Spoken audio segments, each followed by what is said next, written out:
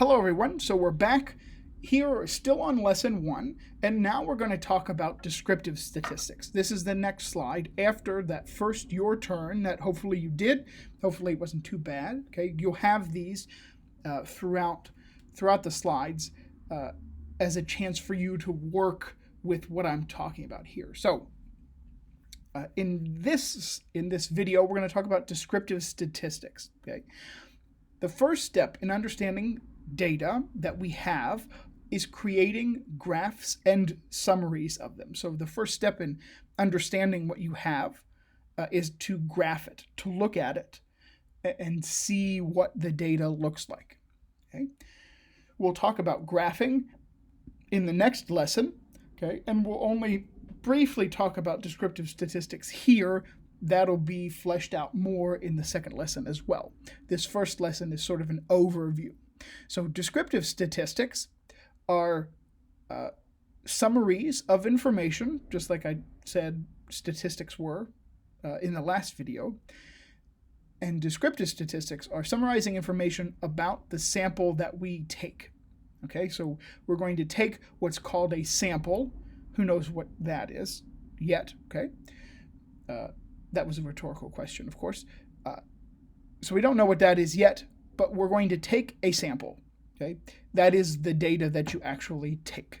All right, so if I go out and I see my 8 irises here that you saw from the last video, those are my sample. Okay, and so descriptive statistics are something like the mean, the median, the min, the max, and we'll learn about a bunch of other descriptive statistics, but they say something about the sample. Okay, we'll talk about inferential statistics later on in the course. They talk about something else. Okay, so it's important to keep descriptive statistics and inferential statistics separate in your mind. Okay, but you don't have to worry about that until we actually get to inferential statistics. Okay, so to drive home this point more,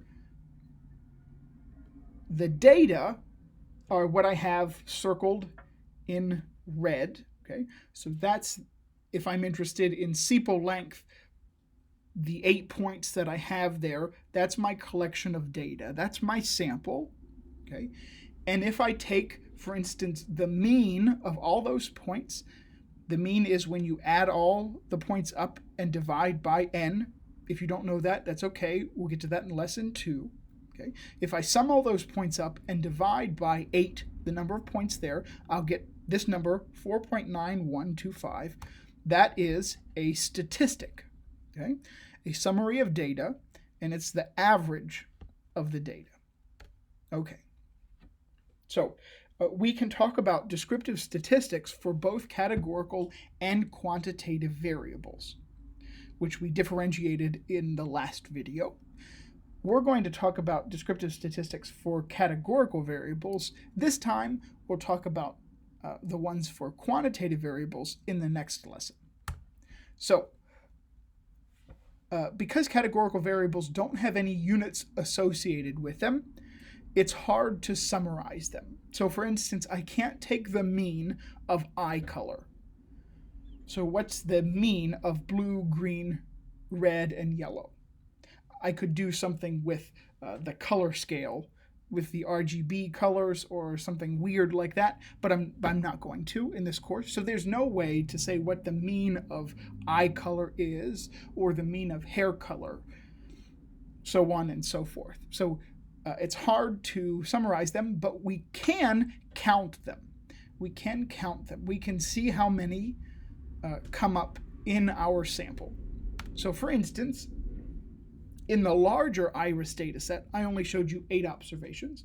Really, there were 150, and in there were 50 setosa, 50 virginica, and 50 versicolor irises.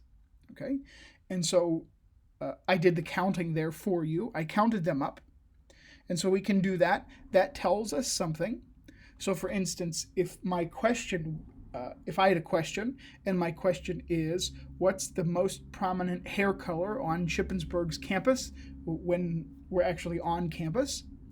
and I go out and I sample 20 people, and I come back and I find that 15 have brown hair, that says something. That starts to address my question, and it says that most people have brown hair on Shippensburg's campus.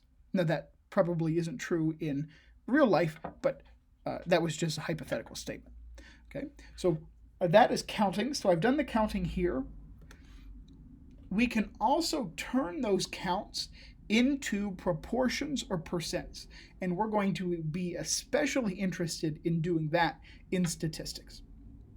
So proportions or percents are basically the same thing.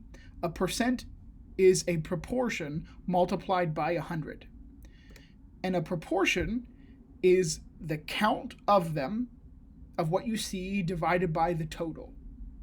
So for instance, for Setosa, there were 150 irises total, and so for Setosa, 0.333 is the proportion, or 33% of the irises were Setosa irises in my sample.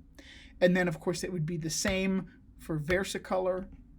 0.333 is my proportion, and 33% is my percent. Okay, and then the same for virginica. Okay, so those are proportions. So I'll ask you on graded worksheets, so on and so forth. I'll give you the sample and ask you to calculate proportions or percents. All right. So I can talk about counts, I can talk about proportions, and I can talk about percents. They're all essentially the same thing, just slightly different. Okay, one is just the plain old count. One's the count divided by the total number of them, and then the other one is the percent or the proportion multiplied by 100. Okay, so you can put all of these together in what people like to call a frequency table, and so I've done that here. So I have the categorical variable is the first column of my table. So for me, it was species, and there are 3 different species.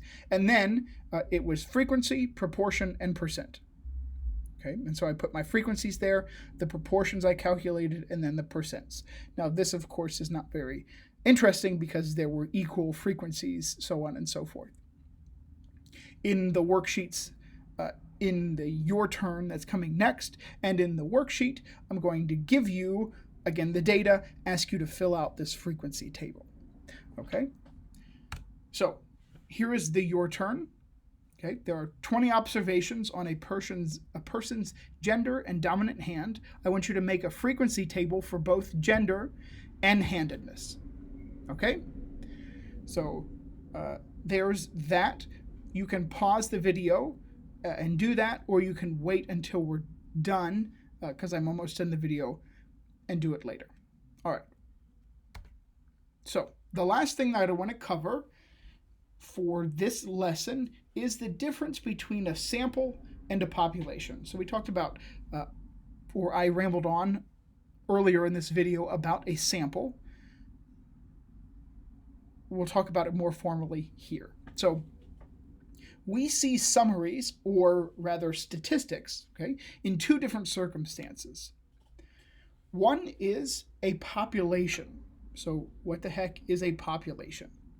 A population is all possible subjects that you're interested in. So for instance, if I wanted to know something about the United States, okay, a characteristic about the population of the United States, my population is all residents of the United States, or all people who live in the United States. If I was interested in Shippensburg University, it would be all students at Shippensburg, or maybe all faculty or all staff. Okay, so it's all possible subjects, and it can be places or things. It doesn't need to be people, but it's all possible subjects that you're interested in. A sample, however, is a small subgroup of that population. So it turns out that in statistics, we want to make statements about the population. Okay, I want to make statements about all of Shippensburg, or all of the United States, or all Division II colleges, or who knows what. Okay, I want to make a statement about the population. So, for instance, if I was interested in how well the president is doing right now with addressing the coronavirus pandemic, okay, I would want to know the proportion of people who believe he's doing a good job for the whole United States. Of course, I can't talk to everyone in the whole United States, so I have to take a sample or small subgroup of that population. Okay, maybe it's the people that I can reach immediately, which is you, because I have you sort of captive here learning about statistics. So I could ask you. You would be my sample. Okay, I'd be interested in saying what that proportion is for the whole United States. Okay, but of course I can only gather data about the sample. So here's a nice visualization of a population versus a sample. A population is the whole green thing. The sample is a small subgroup of that population. So for instance, I'm interested, so here's a question I could ask you, and then I'd want you to state what is the population I'm interested in and what is the sample that I have. Okay, so for instance, I am interested in the proportion of students at SHIP that have a TikTok account, okay? Because who doesn't have a TikTok account during the pandemic? The answer is me. So thus, I ask the 17 students in this course, when I made these slides, there were 17, there are more now, whether or not they have a TikTok. Okay, TikTok account. The population is all students at Shippensburg. The sample are the 17 students in this class. So for your turn, I have a setup here, a problem, okay? And then I want you to identify the sample and the population. Okay.